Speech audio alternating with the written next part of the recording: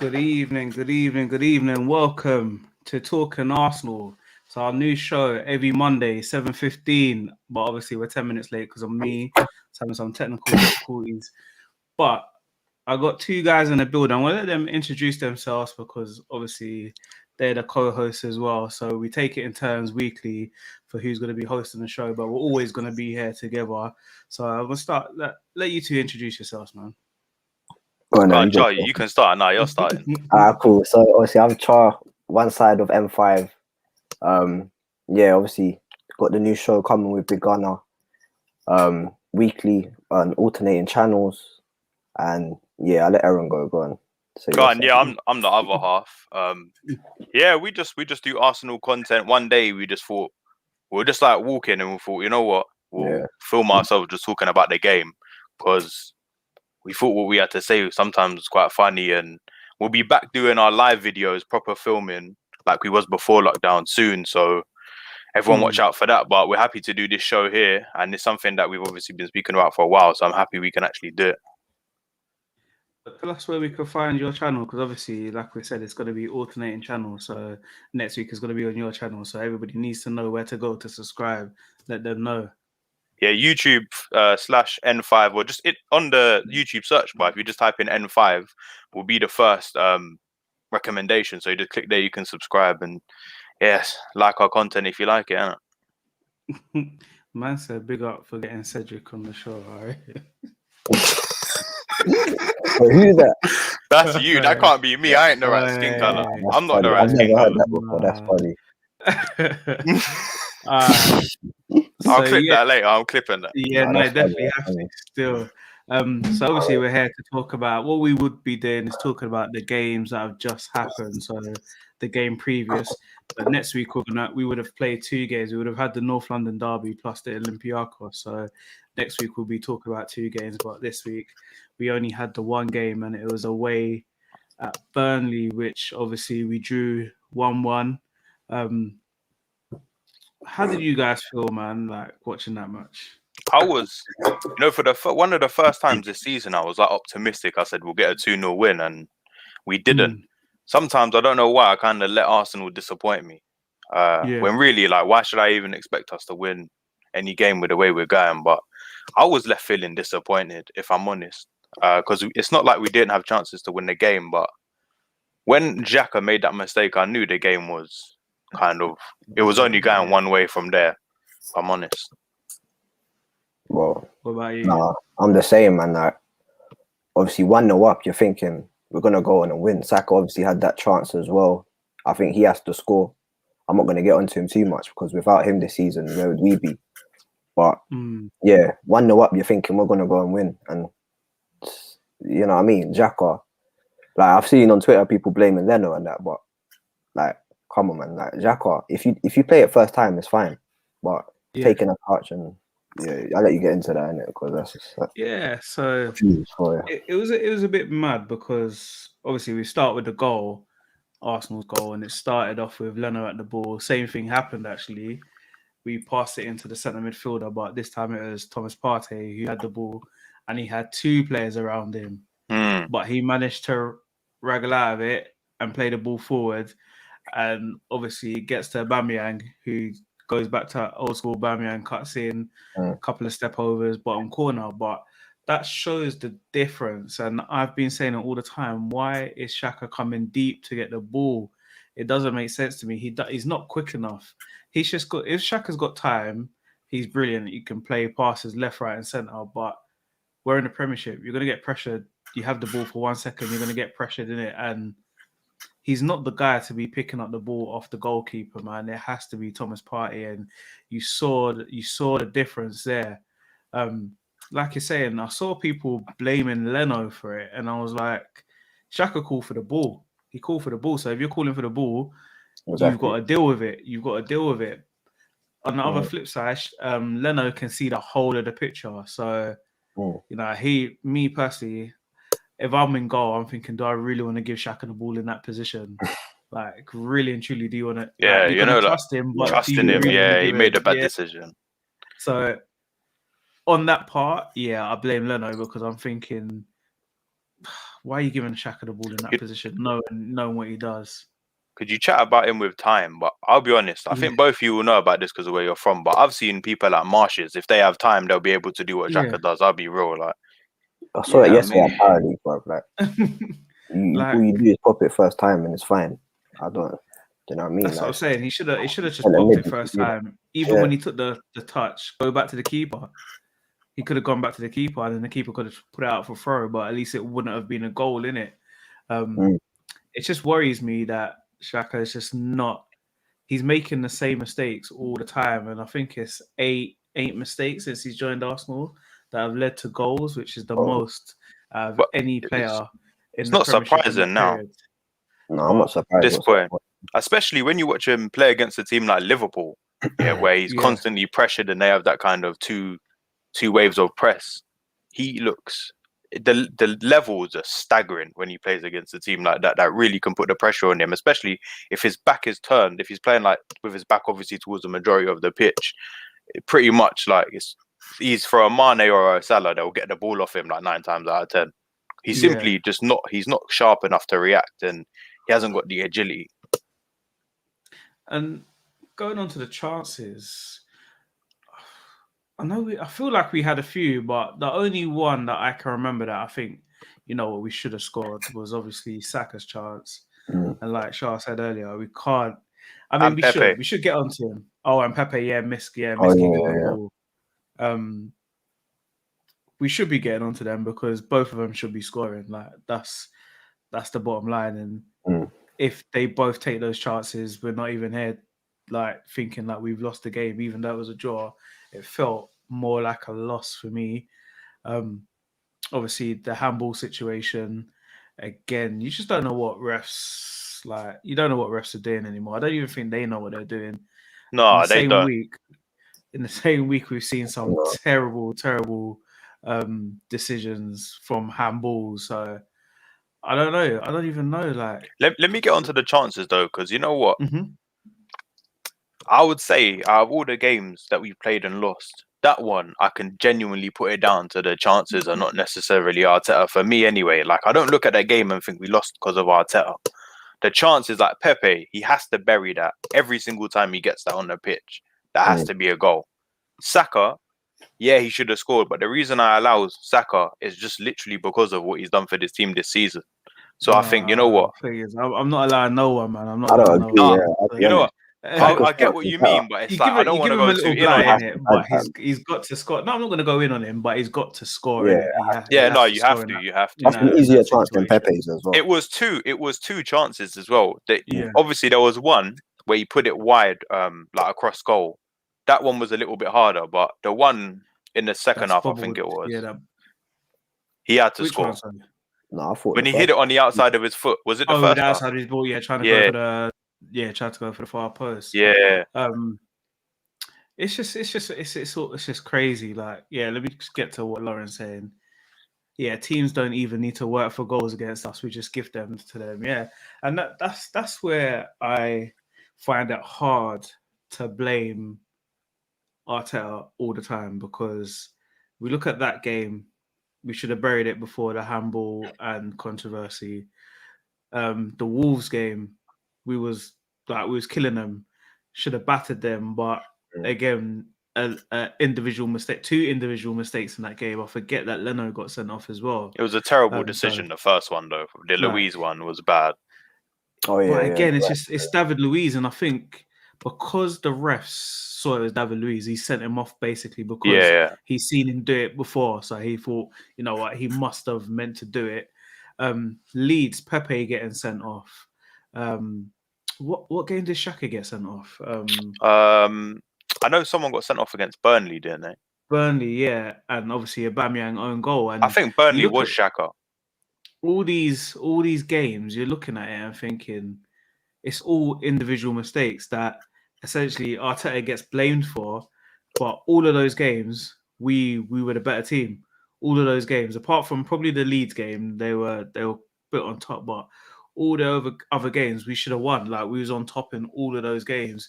And it's individual mistakes again. You just think, can he drop them? But when you look at the way he wants to play, can you put El Neni in Xhaka's role. What about Ceballos though? I would be playing like that's my issue. I would be playing Ceballos. Yeah, because that's for me as well. So Ceballos is his issue is when he plays with Xhaka, they both can't defend, and they're both worrying about what the other person's gonna do. So if one of them makes a mistake, they know they ain't got the recovery to get back. So they don't even try to do anything. They don't try to do anything spectacular. But when Partey's playing, you notice Xhaka plays a bit better. You notice El Neni play better. You notice Ceballos plays better because they know that if they do make a mistake, they've got someone right there behind to cover up their mistakes. And that is the issue. And I think that's why we are desperate to go and get a right back and another centre midfielder. I think that'd be the first two things we need to really, really go for. That's why some Rangers fans out and crowd celebrating a title, and Gerrard saying he can understand even in we're in a pandemic. They shouldn't be celebrating outside of that. I saw a few of the videos of that. But onto Xhaka, about Xhaka, that's why I don't buy into this. He's been really good since Christmas. Because if I'm honest, the best games he's had, from my memory, obviously he's had a couple, but he's really just been carried by Partey in the sense that he knows he's free to do his, best attributes and play that way because he knows Partey's gonna be there to sweep if he loses the ball. Or Partey he just makes him look better because of his level. That's why I don't buy into this. Xhaka's been better. Essentially, football is about partnerships, so it makes sense that one person can make the other person, of course, better. And you do see it with other teams. That anyone that plays with, say, Thiago Silva at centre back is automatically playing better football because that's what truly good players do for the people that they're playing with. And I was literally just about to tweet before Xhaka did that. You know what? Xhaka's having a good game today. Fair play to him. And then straight away, before I even got to send a tweet, the man went back to the normal Xhaka. So I was just like, that is the issue that he makes. Him and David Luiz, they make the same mistakes over and over again. And Bellerin as well. Bellerin. Let me ask you two this question though. How would you two feel if the Arteta and the club turned around at the end of this season and said, or next season and said, Xhaka, we're going to sign you to a new deal? How would you lot react to that? Nobody wants that, and it's not going to happen. That's the end of my love for Arsenal. I'll be very shocked if it happens. I wouldn't be shocked. That's the thing. I wouldn't be shocked. Yeah, you wouldn't be shocked. Yeah, I mean, we've given David Luiz an extension. Holding got a 5-year deal. Yeah, Holding got a 5-year deal. Oh my lord! And then we're giving Holding a deal, and then we don't play him. I know, he's arguably been one of the better of our defenders this season. No, I disagree. No. Has he made mistakes that have led to goals like David Luiz? Yes. No, not clear cut. He hasn't been sent off. I'm talking about stupid things. His things come from him not having pace, or David Luiz has played for PSG, he's played for Brazil, he's played for Chelsea, so he's played for the best of the best. He played in Champions League. Yeah, I do hear that. For Bolton. I expect it. I don't expect the mistakes that David. Well, I do expect it because we've seen it throughout his whole career. But I do hear you. Has probably been our best centre back this season. I mean, with the exception of Gabriel, but Gabriel hasn't. I don't know. Gabriel hasn't played. You know what it is?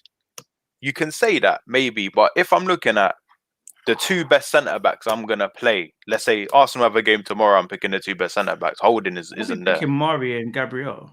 Yeah, 100%. Yeah, I'll be picking those two. I wouldn't say Holding's been our best centre back behind Gabriel. I mean, Gabriel is played more than Gabriel, so naturally he would probably have more chance to put in more performances because. Again, we don't know what's going on, why they keep chopping and changing our centre backs. 1 minute Holding's playing every game and then he doesn't get in the team, and then Mari's playing every game and then he doesn't get. I don't get it. I find it odd that he was dropped so suddenly, Holding. Yeah, that's a bit odd to me because it seemed like he was a staple in the team, and it now seems like Arteta has kind of forgotten about him in a way. Which I mean, we're not complaining about. No, obviously not. I'm not complaining. I think makes everyone play a bit better. To be fair, big gunner Rob Bolden got out jumped by Sterling. No, there was no one there. It's not like he got out jumped. There was no one there. Like there was, to be fair, Tierney was the biggest fault for that goal in my eyes. He should have covered. No, I agree with that. He should have cut out the cross before he even got there. He didn't even attempt it. But the whole defense was lacking. There was no one there. What about I blame the whole defense for that. I can't lie. I think that was Holding's man marking on Sterling. It wasn't. It was both. I think Tierney could have done better, but then I thought they could have both done a lot better. Yeah, I'll still give Tierney the majority of the blame in that sense, but I still think Sterling getting to that ball ahead of Holding, how are you not clearing that? Like, what about There's so many examples of Holding. It's like, you know what it is? I just don't think Holding is good enough for this level. Like to really be our. He's good enough for where we are in the league, but he's not good enough for Arsenal Football Club. He's good enough this is Arsenal Football Club, isn't it? Like for me to wear the shirt right now. Yeah, no, there's a lot of them, and that's the big issue. I don't know if any of the defenders are, to be fair, apart from Tierney. Maybe I like Gabriel. I do like Gabriel. I mean, Gabriel has to prove himself because he's only played half a season, but I'm talking about Tierney and Gabriel. About it. Anyone that could go into any other team in the Premiership. I think right now it's just Tierney in our defence. Speaking of defenders, we had a little cameo from Callum Chambers on Sunday. You know what? I think he played well, considering he hasn't played football for how many months. I've always said this. I've always said this. I think he's one of our better defenders. To be fair, I think he's better than Holding. His problem is that he's played in so many different positions, and he's basically done Maitland-Niles. What's his best position? If I remember, didn't he have a cameo? Didn't he have a cameo in like holding midfield at one point? He was playing holding midfield. Yeah, he was, isn't it?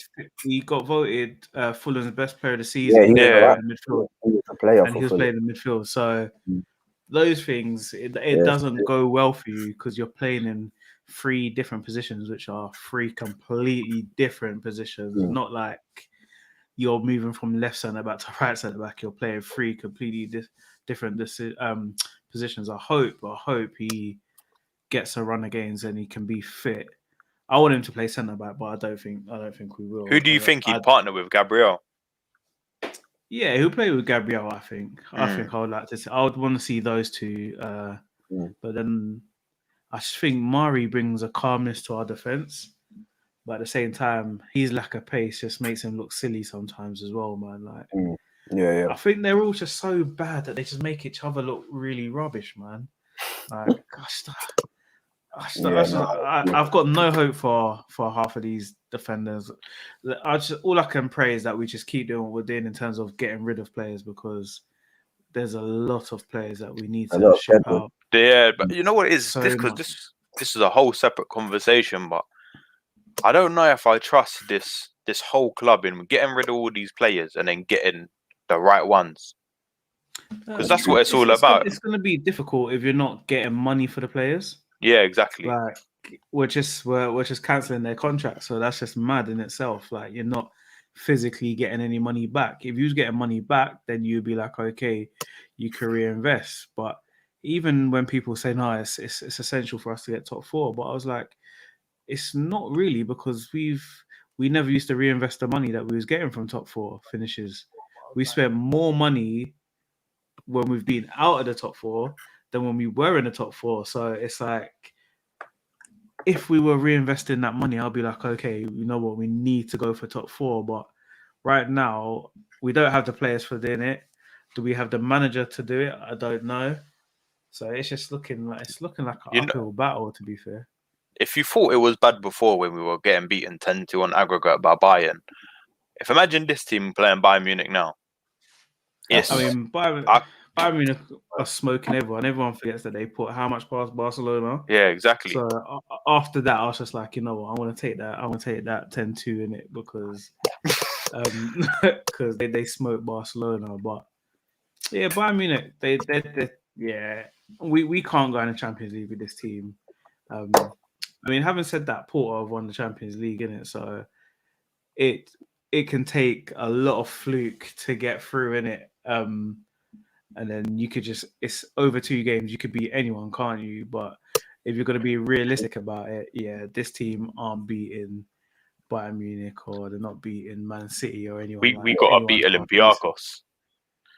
I think we will, to be fair. Yeah, no, I think we'll beat Olympiacos. I was confident we'd beat Benfica. I didn't think Benfica. I thought Benfica were very poor, if I'm honest, from what I expected. Because obviously you think of Benfica, but they've been having a poor season in Portugal, so I kind of see why. I think regardless, against Benfica, it's how Arsenal play. If we let them play, they'll beat us. But if we just play our game, we beat most of these teams. Right now, the only teams that you're really scared of are the ones that are from our country, the ones that are above us in the Premiership, so which are Tottenham and Man United. So I don't have much hope in the Europa this year. I'll be honest. I can see teams beating us. Even the Spanish teams, the Villarreal, and I think they'll give us a game. Definitely more. Yeah, I mean they're gonna be out to prove something, can it, if we play Villarreal? But you know why, innit? So I mean we've beat Valencia and AC Milan and teams like that in recent years in Europa. So I'm always confident. It's just if we come up against Man United or Spurs, I'm a bit more like, okay. The only good thing about Europa League is it's knockout football. So really, you can go on you can have 1 month and have a really good run, which obviously isn't your real level, but you could just be playing extremely well for 1 month and actually win the Europa League. Like that could actually happen because it's a knockout tournament. I mean, look at Atalanta last year. They did really well in the Champions League. Obviously, they had a good run. It can happen with Arsenal. I wouldn't put it that much out of question because just like in the FA Cup last year, I mean, we had a really good run in the FA Cup. So, why not in the Europa League? I think for me, depending on who we get, I think I'd like to see us get to the final minimum. I'm going to be honest. I'm putting that expectation on this team. Yeah, as you say, it's just so hard, isn't it? It's who you get. I think if we avoid Man United and Tottenham, then I think we've got a good chance to get to the final. But if we have to buck one of those two, let's get past Olympiacos first. But if we have to buck one of those two, then I honestly don't know what will happen. Yeah, Mourinho in knockout football. Yeah, it's not gonna. We need to pay Olympiacos more respect because look at last year. It's true. No, it's really true. We can't be talking about United and that. I think we'll win, Charlie. I do think we'll win, but I do not. How can you be so confident? It's true. No, I mean, it's true. Last year, it was just last year again. It's literally just borderline. They score, and then in the 122nd minute, Aubameyang has the chance that 99 times out of 100 he scores in it, and he misses. So that's what can get you through, and that's what can knock you out. So which is why I always say knockout football, anything's possible. Like no matter who you play, because that is the thin margins of it. But I'm confident that we'll beat Olympiacos. It's just what comes in the last 8. That's when it gets a bit tricky for me. But I'm confident we will beat Olympiacos. But also as well, the team is going to be important. Who he plays is going to be. I do hope he does plan on playing. For me, anyway, the likes of Pepe, I do want to see him play more. But I don't know how you lot feel about him, but I do want to see him being played more consecutively than he is already. It's a bit mad because he plays well and then he gets dropped, which at the moment, like for the sort of player that Pepe is, he needs that confidence. Like he's not a killer like Ronaldo and people like that. He's got ability, but he needs to be loved and he needs to be looked after.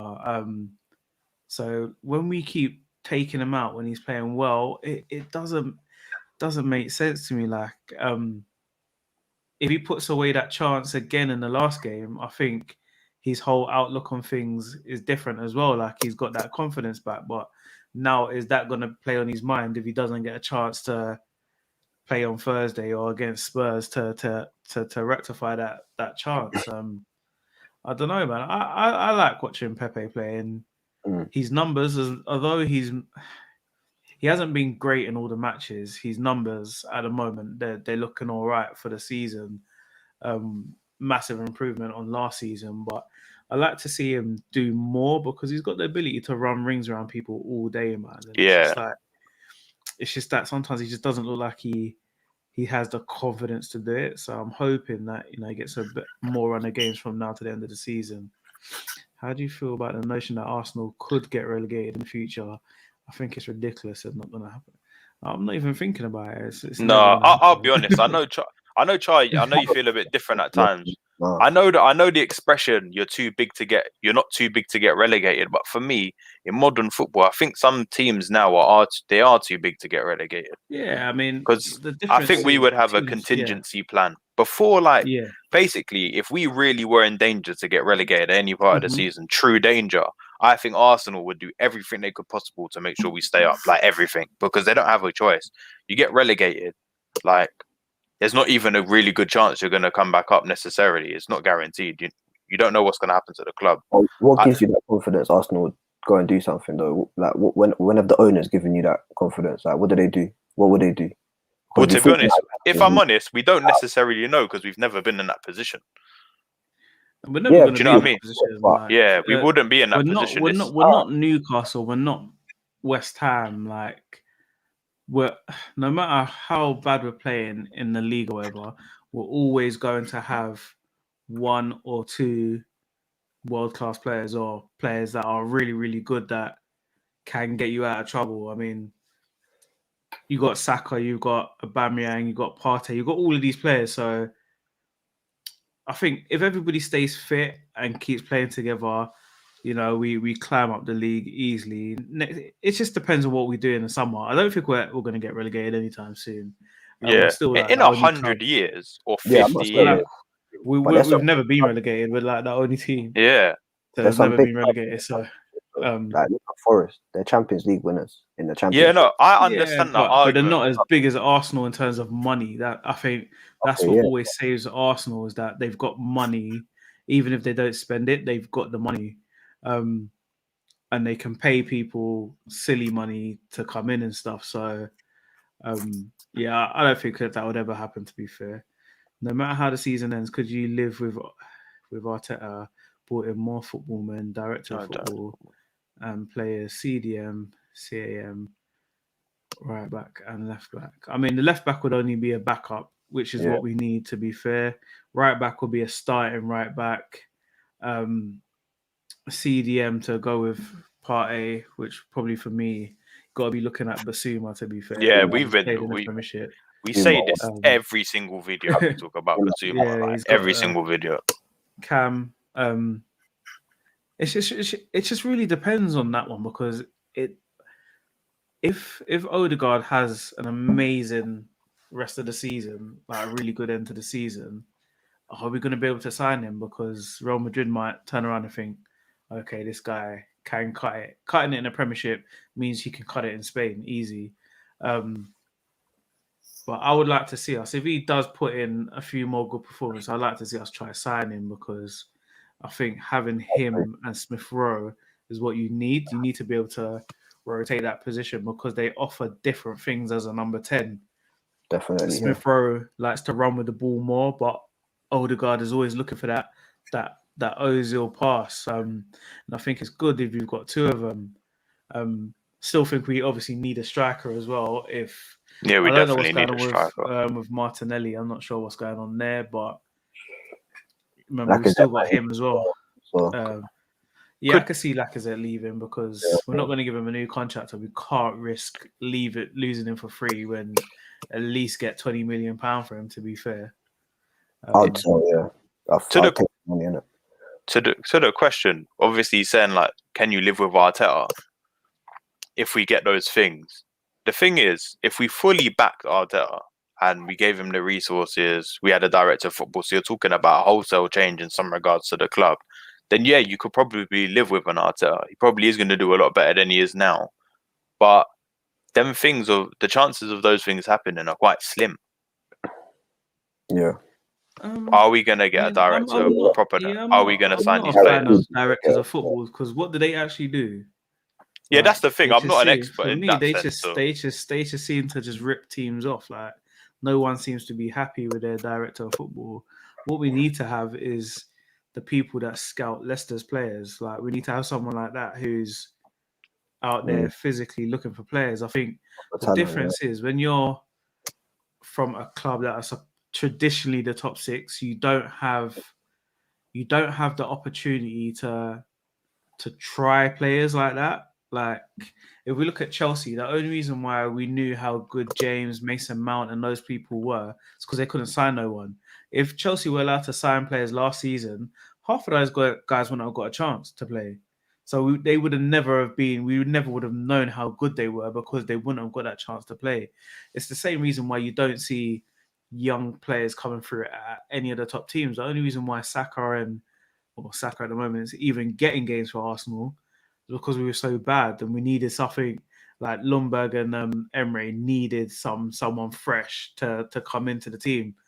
If we were Arsenal of old, would Saka be getting in the team? I don't think so. Like he's got the ability to get in the team. Yeah, I get what you're saying. Would he have got a chance to get in the team?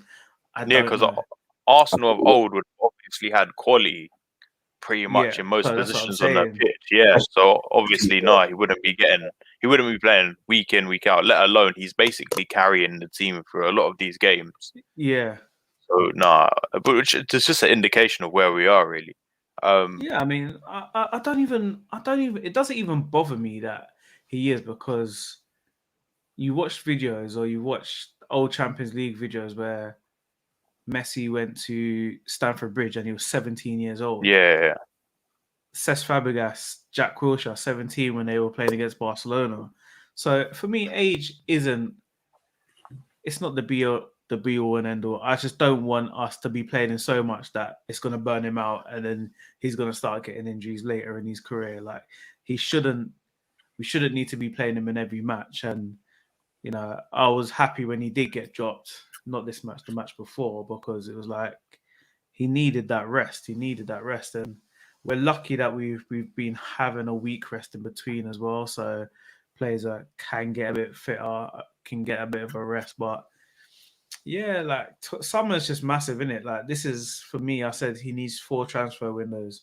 So this will be his last transfer window for me to prove to me that he should be our manager. If he needs to bring in the players that he wants to bring in, if they've got the money to do it, then do it. But for me, it's the last chance for Arteta for me. If you, do you know what?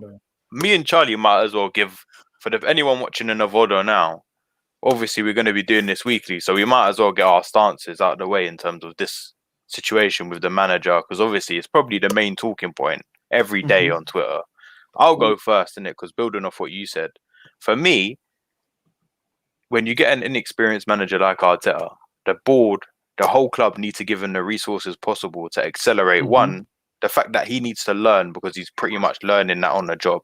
And second of all, you need to accelerate it because the teams around us, some of them have experienced managers and will spend the money. So you need to help Arteta even more in that sense, because, you know, it's not just us we need to worry about. You need to think about the likes of Chelsea, even Leicester now and Everton. They have the money to spend and they have resources to go out and get good players. You see the kind of player they signed. But obviously, I don't believe now, looking at the windows we've had, obviously I know COVID-19 impact, but I don't feel like they're going to do that. So for me, Arteta necessarily isn't the problem himself. It's the fact that I don't think he's the right man for the Arsenal job. So if he was in an environment where he was allowed to excel, I think he probably would do a lot better than now. But I don't think we're going to enable him in that sense. And I think I think personally he will get probably sacked next season. Sure. Yeah. Go on. I'll just follow on for that. And I think it will. I think Arteta will end in sacking. I don't see him excelling at Arsenal. My stance personally is that I think regardless of him getting backed or not, I think whether he gets exactly what he wants, I don't see the quality. I don't think he will take us to where we want to go in terms of like really pushing for titles again. I don't see him as the manager. I don't think he's experienced enough. I don't rate his tactics. I'm not saying like they're awful or whatever, but I just don't rate his game. I haven't seen anything to suggest that he's a world-class manager and will take Arsenal to the next level. And I think, yeah, even if he does get backed, I genuinely see us similar things happening next season, the same kind of losses. And you know what I mean? I just don't. I don't want. One thing is for me, and because obviously Charlie will know this. When he first got the job, I wasn't. Now looking back on it, I think differently. But when he first got the job, I was actually quite positive about it because I thought, he's worked under Pep. He might be able to bring something new. And then obviously he was giving us the talk about being an authoritarian. It was his way or the highway, the non-negotiables kind of thing he was talking about. And I don't really think he's acted on it to the length or to the as successful as he was, the way he was talking about it, because he was bigging himself up quite a lot, and I bought into it in a way. Yeah, I mean, and I think he kind of has though, because he's seen where the problems were, and he's got rid of those problems. He's also tried to see where he thought were the issues in terms of the squad, and try to fix those as well. So he obviously thought, he knew that Bellerin wasn't good enough, so that's why he went and got Cedric, who is 50-50. Like, obviously he's a European Cup winner in it, so he's played in the Premiership, and we've seen the matches. His footballing brain is like a million times better than Bellerin, so naturally it makes our defense better when he's playing, even if Bellerin has that pace over him. He's obviously knew that we needed a centre midfielder. We haven't had one since Patrick Vieira, and then he's gone and got Thomas Partey. He knew that the defense needed fixing up. He signed Murray. The David Luiz thing, I don't know. I think it's something to do off the pitch. I don't think it's necessarily what he's doing on the pitch as to why he got a contract extension. I don't think it's footballing actually on the pitch. Xhaka, for the way Arteta wants to play, Xhaka would be the perfect player if he could play football. if Xhaka could do what we've seen sometimes Xhaka would do one match, if he could do it for a whole season, then Xhaka would be good. But he doesn't. He does it for one match and then drops 6, 7, 8, 9, 10 Xhaka performances and loses us a game against Burnley. The rest of the team, it's just not good enough, innit? And it's a mixture of him, but remember, half of these players have been there since Arsene Wenger. So yeah, in terms of the actual quality of the players, obviously I don't put it all on him, but I'm talking about all of the mentality. How can he get rid of the mentality of players that have been there through 2 different managers? They're all the same players. So unless he's trying to get rid of him, I think he's just trying to get rid of anyone that played under Arsene Wenger. Which I wanted to believe that. I want to believe that deep down. Not the Mustafis, because you know what? I think anybody can identify Mustafi. He has to go, and Kolasinac, because they were genuinely terrible footballers. Like, they're jokes, but for me. By the end of the season, we could have potentially have got rid of Bellerin. Lacazette probably looks like he's going to go. David Luiz probably going to go at the end of the season. So that's 3 more players. If we get rid of Xhaka, that's 4 players under the Arsene Wenger, and the only one you really want to keep is Aubameyang. For me, it has to be Aubameyang. That's the only one you want to keep. So, was Luiz under Wenger or was that Emery? Emery. It was Emery. His first year was under Emery. Yeah. The thing is that in that sense, I understand what you're saying, but for me, if you're talking about real non-negotiables, you're serious, and to his word, I really don't know why he was playing Bellerin for that stretch. Exactly. Over Cedric, for example. So that's where, for me, it's more in his micro decisions for me. Like when he's playing Willian over Pepe, when really I don't it's for me, what it is it's not consistent. No, I think it is though. I think that they're almost doing what he wants them to do, because there's a reason why Willian plays, and sometimes, I can't even say too many times we've seen it. I'm not even gonna lie and say, but I can see the thought process behind playing Willian, And I think he just wanted to keep giving him a chance. I think he wanted to I keep like giving the him a Willian chance. signing. I actually liked it, but now. So I think from the Man United, when he came on at halftime against Man United, we've seen a slightly improved Willian. But like you're saying, Pepe 70 whatever million pound, surely he's got to be playing. But then at the same time, he never signed him. So what do you do? Like I get what you mean in that sense. It's a hard situation for anyone to be in. It was easy for Arsene Wenger because he was there for so long. It was easy for Alex Ferguson because he was there for so long. But we're seeing at all the clubs, what do they do when a new manager comes in? Like, what do? You have to. You can only work with what you've got. And if the players that you've got don't fit your system, where do you go from there? Like my main issue with Arteta is at the end of last season we had a way of playing. It wasn't pretty, but it was to soak up energy and hit teams on a break. That's how we beat Liverpool. That's how we won the FA Cup. That's how we won the FA Cup. So why, until you get the players you want, why deviate away from what was winning you games? I can see he wants to put his spin on things now, but until you get the players that you actually want, you've got to find a way of winning, and that was our way of winning. So in that sense, it's just hard, isn't it? Like he has to say yes to everything, isn't it? He's never managed a team in his life.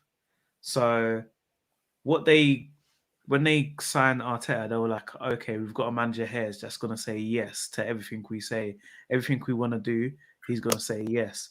If they would have went out and got a world-class manager or Tuchel or whoever, if they would have gone and got one of those managers, they wouldn't have been able to push him around and do the foolishness that they do with Arteta, in it.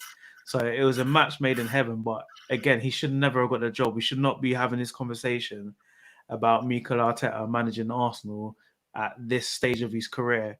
How can you just be a backup dancer to Pep and then next week be the manager of Arsenal? It doesn't make sense, innit? So I think that is the real issue.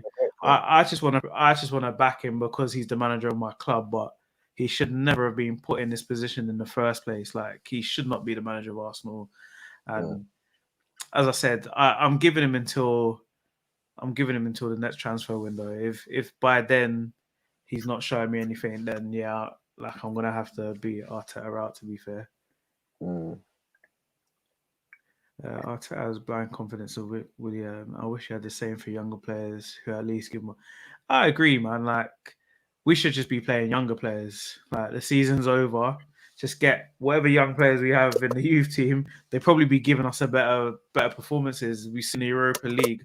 I know the quality of the teams that we were playing weren't too great, but the younger players were giving us better performances. So, and I don't want to mention all, like, because this conversation has been done out now, but there is one certain young player right now who we bought for 25 to 30 million, who is in France right now, who probably should have got some game time this season, in my opinion.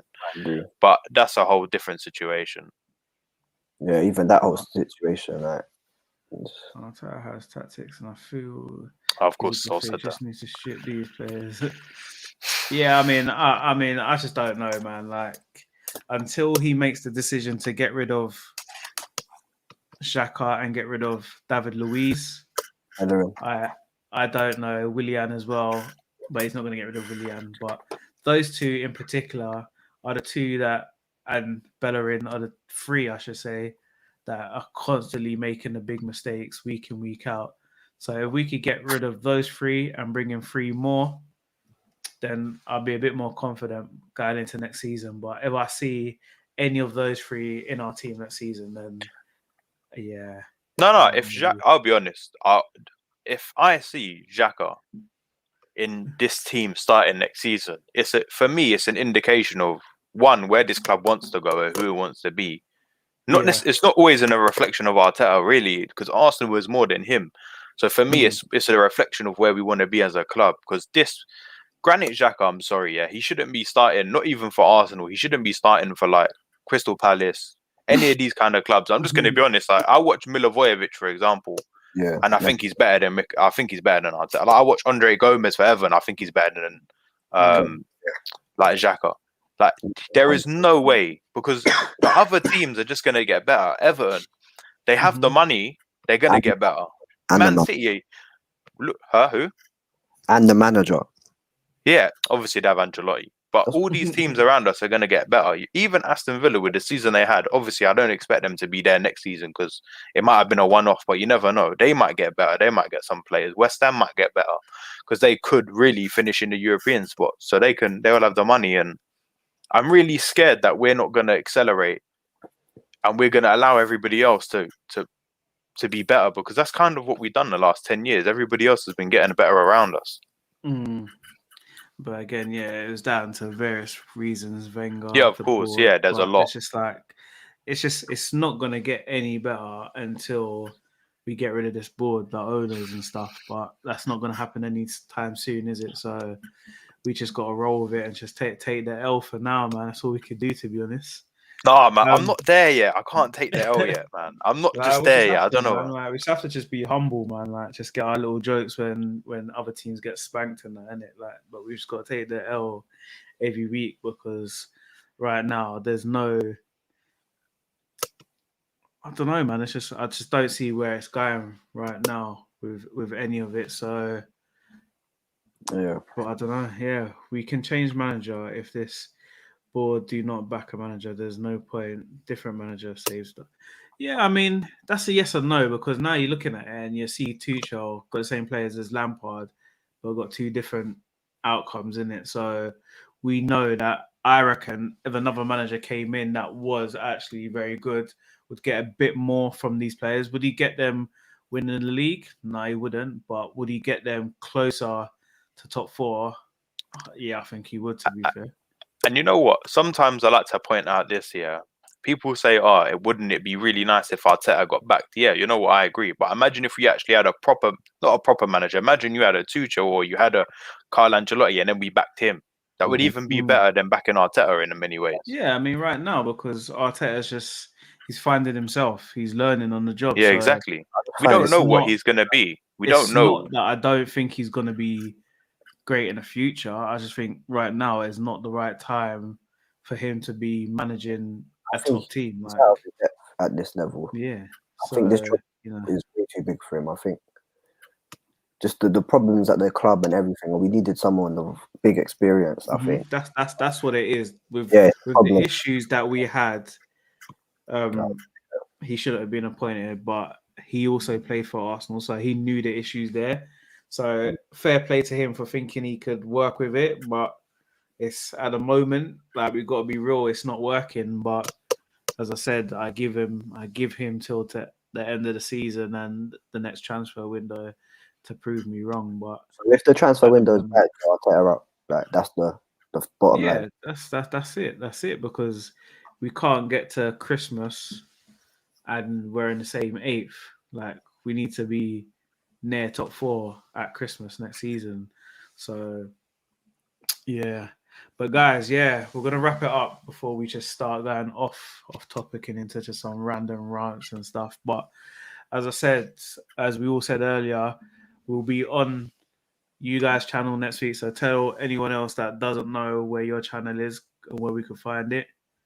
If you just type on YouTube N5, we'll be the first one. So click on there. We'll be on there next week, Monday. I think the same time. We'll put out a tweet confirming it. But yeah, you know what? This has been good. And next week's gonna be mad because it's obviously Spurs and the Olympiacos game. I think we might see a different kind of stream then. But yeah, we'll just have to see. And hopefully we won. We get a good result in the Europa League and we beat Spurs. That's it, man. I'm happy with the draw. I feel like you've given up, man. It's just right now I'll just take a draw and then just spank Liverpool, man. That's all I want to happen, is us to spank Liverpool. But I don't know the way we're playing. But yeah, everybody in the comments, thank you so much for leaving your comments. As I said, we'll be back next week. It will be, I'm going to say we're going to do 7:30 next week because I was cutting it fine with the 7:15. But We will be back 7:30 next week. Hopefully, we've had a better week. Make sure everybody has a good weekend. We're all praying. We're praying. Like, I don't know, man. Europa League, I'm just hoping that Harry Kane gets a little ankle injury or something and misses the North London derby, man. But it is what it is. We've got to just roll with our team. And yeah, see you all next week. One last comment. If Arsenal isn't making transfer move at the start of the window, I assume a bad window. Yeah, I agree. If we haven't sort of wrapped up things before the season started, then I think we're going to have a bad transfer window. But we always have a bad transfer window, so Exactly. Yeah, let's be honest. we know what to expect in it. But yeah, everyone, thanks for rolling with us today, and see you all next week, man.